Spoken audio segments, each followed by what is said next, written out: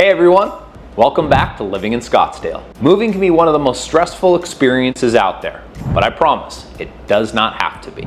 Today, we're diving into 6 easy steps to make your move to Scottsdale as smooth as possible. Whether you're moving from across the country or from a couple towns over, I've got you covered with tips to keep you organized, stress-free, and maybe even a little excited. All right, let's dive in.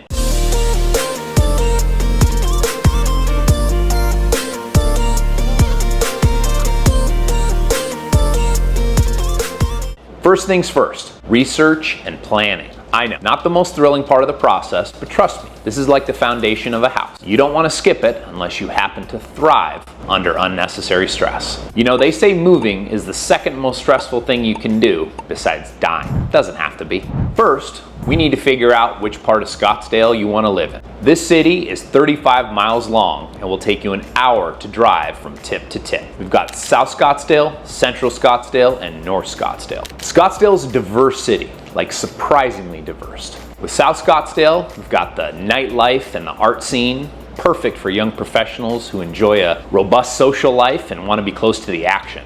There's bars, clubs, high-end shopping, a massive variety of restaurants to choose from, weekend farmers markets, and more bike-friendly streets than you'd expect in the desert. It may also be one of the only walkable places in town. Then there's Central Scottsdale. Great schools, family neighborhoods, another selection of great restaurants, and a family vibe. Think tree-lined streets, larger lots, established HOAs, and community block parties. Then there's North Scottsdale, the Beverly Hills of the desert. Luxury living, scenic landscapes, private golf course communities, less traffic, less pollution, more stars, and an atmosphere so peaceful you'll forget what honking sounds like. We're talking sprawling desert estates, gated communities, and 5-star spa resorts. This is where our 55-plus residents tend to gravitate towards. Now let's talk about budget.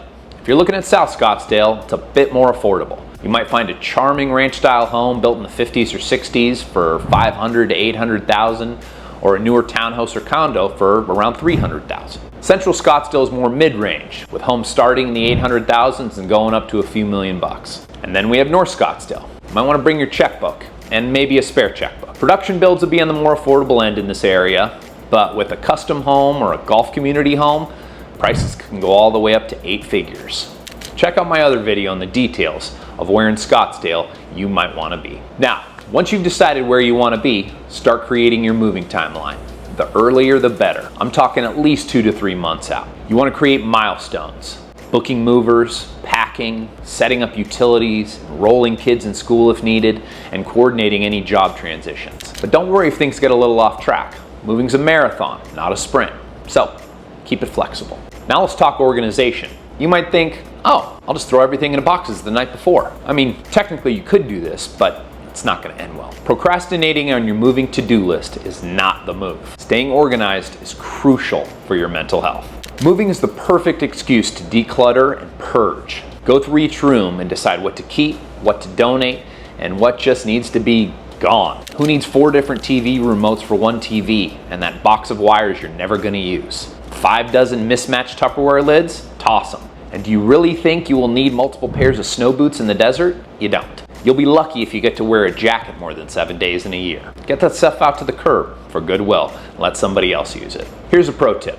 Pack an essentials box. In this box, you want to throw in toiletries, chargers, fresh change of clothes, snacks, pet supplies, probably your coffee maker. This is your survival kit for those first 24 hours when you can't find anything and you're wondering why you moved in the first place. If you have kids, pack them an essentials box too.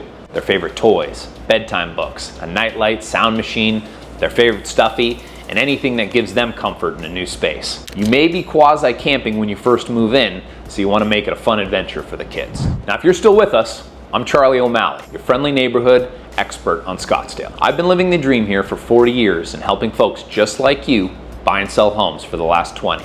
You have questions? I have answers. So whether you're looking to move next month, next year, or sometime before flying cars become a thing, I'm here to help. If you want to catch more videos on all things Scottsdale, smash that subscribe button below. If you want to talk to me directly, all of my contact information is below. Now, let's get back to our list. Okay, your third step before moving to Scottsdale is hiring the right movers. I mean, this might seem straightforward, but I could write a book on nightmares with movers.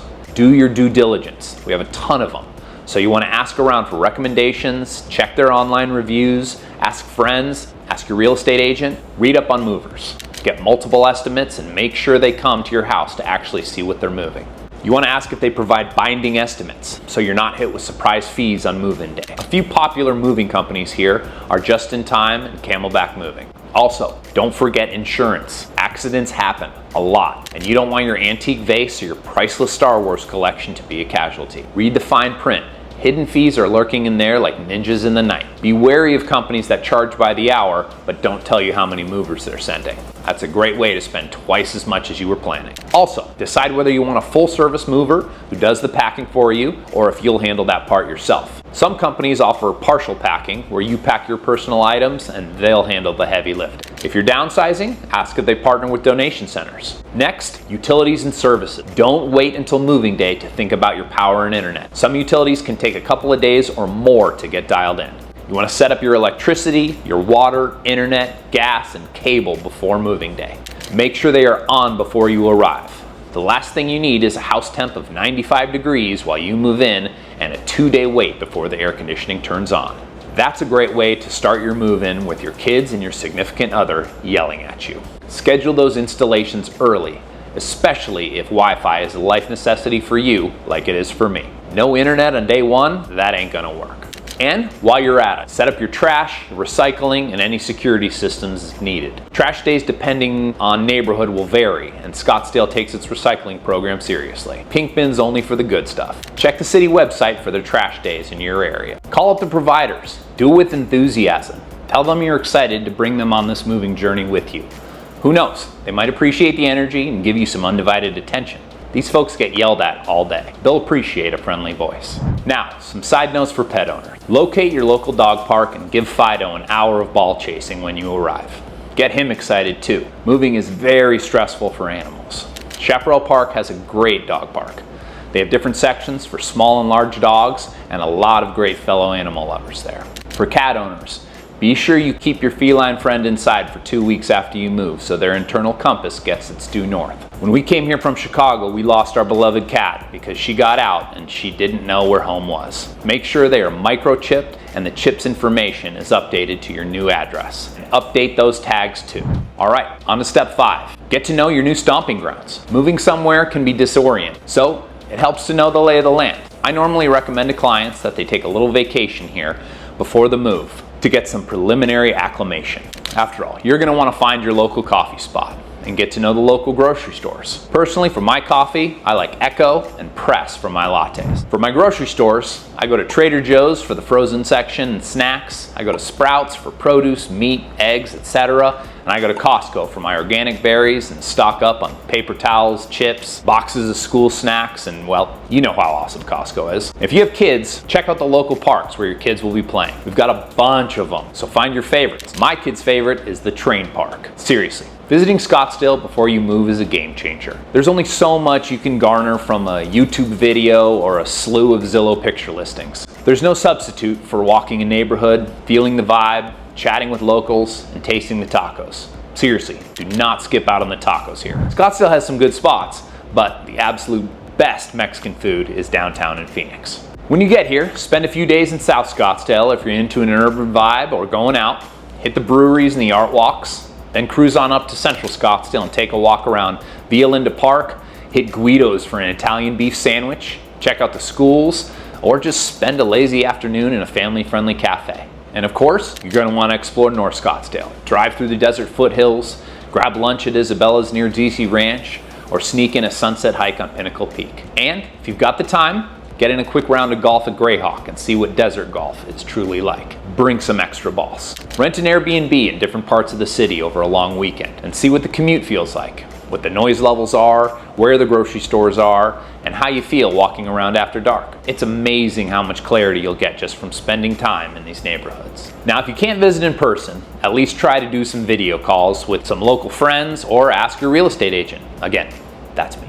To do some virtual walkthroughs and neighborhood drive around. You're not just buying a home, you're buying into a lifestyle. And Scottsdale has several different lifestyles to choose from. And finally, step 6, settle in and make your house feel like a home. Now that you're here, it's time to get comfortable. Unpack your essentials first. Don't try to conquer every box at once unless you want to find your toothpaste hiding in the spaghetti pot 3 months from now. Focus on one room at a time. Start with the kitchen and the bathrooms. Those are the rooms you will need first. And once you get some of those things settled, add some personal touches. Family photos, artwork, plants. Make it feel like you, not just a bunch of boxes in a new place. Go out and introduce yourself to your neighbors. Take some walks around the block, go to a local coffee shop and strike up a conversation. And once you're done, go out and enjoy Scottsdale. Explore the McDowell Mountain Preserve. Hit up Old Town. Catch a spring training game or a food festival. Check out the local restaurants and shops. There is no better way to feel at home than to start living like a local. And so, thus endeth this list of steps to take before moving to Scottsdale.